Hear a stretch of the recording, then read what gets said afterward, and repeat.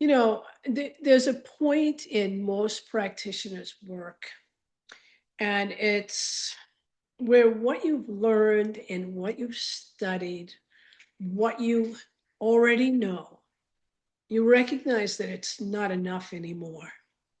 It's not wrong. But because you begin to notice something, you recognize that your clients, like what they're saying, is they already have awareness. They are articulating their patterns, but the change doesn't hold.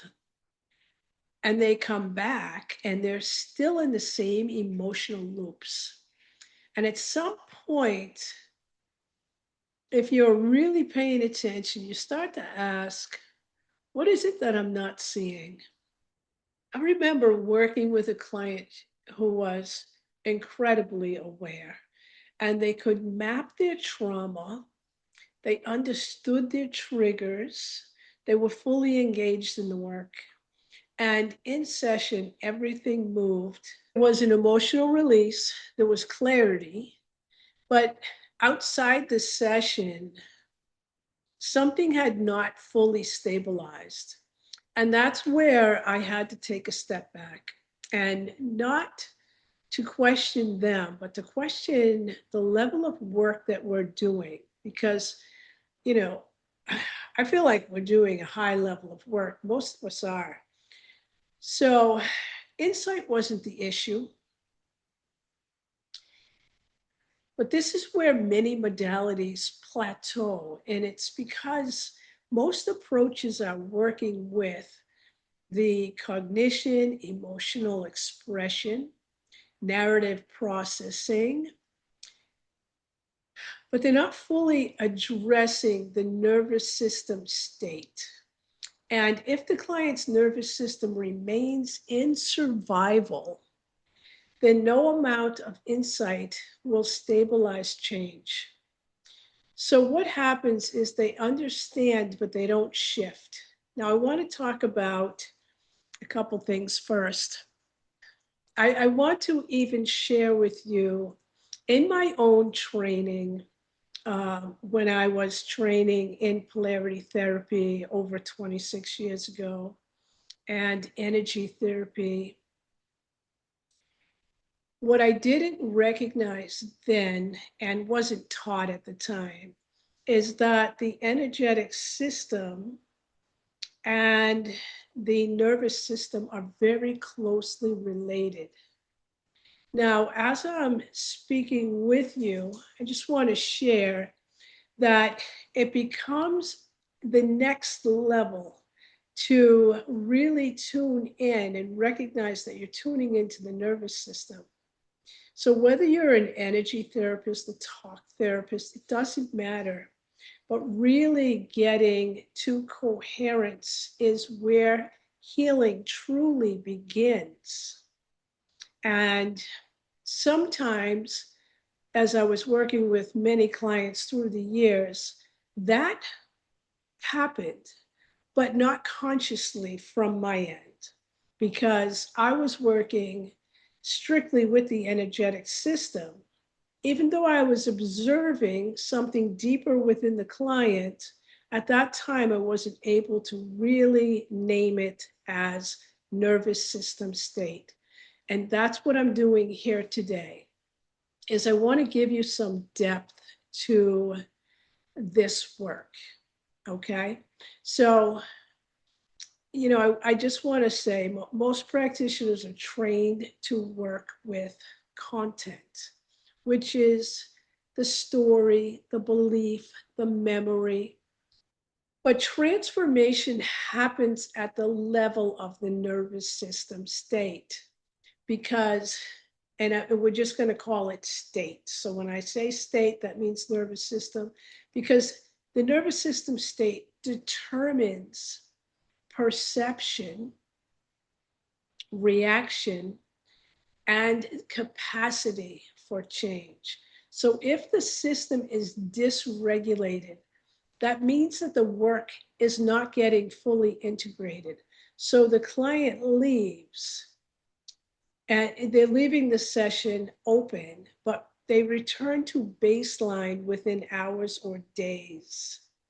Now, you'll see this show up as clients who have repeated breakthroughs with no lasting change. Clients who intellectually override but still emotionally react. These are clients who begin to self blame because they start to feel like they should know better. And this is where the work can naturally become harmful if we're not aware. Now, because they're not only dysregulated, they are also confused about why nothing is working. And what we're actually moving to it in deeper work is coherence. So it's not, coherence and relaxation are not the same thing. So I just want to make that clear. Where the nervous system stabilizes and the body is no longer reacting to past threats. The mind is no longer compensating for the body. And this is where something very different happens. The client doesn't have to manage their patterns anymore. Their patterns just begin to dissolve.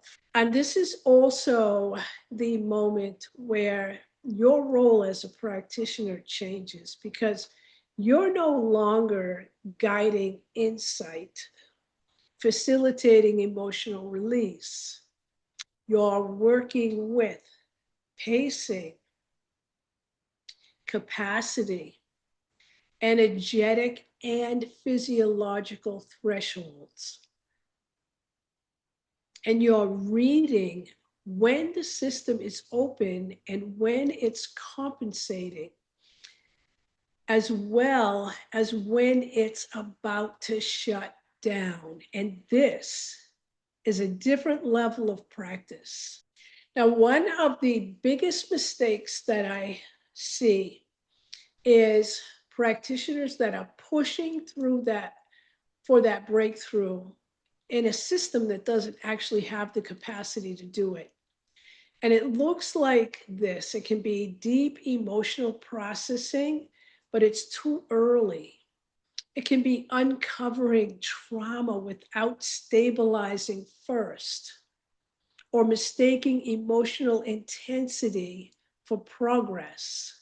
But intensity is not transformation.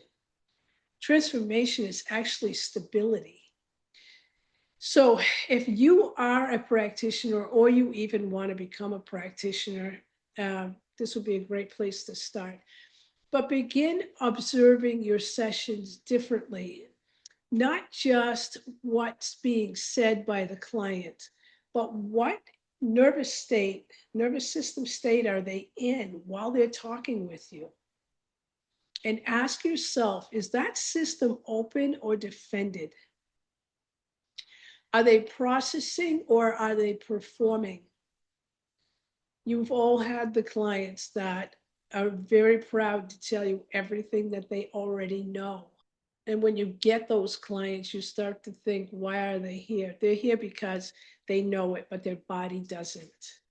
Now, once you see this, you can't unsee it, and you will change the way that you work entirely.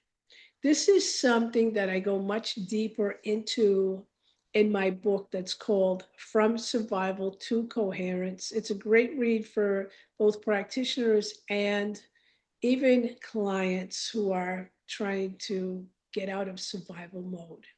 Because the distinction between content and state is where most practitioners begin to evolve their work.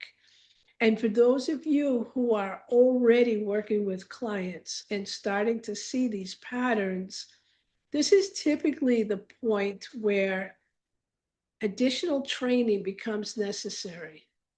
And it's not to replace what you already know, but to expand your ability to work at the next level.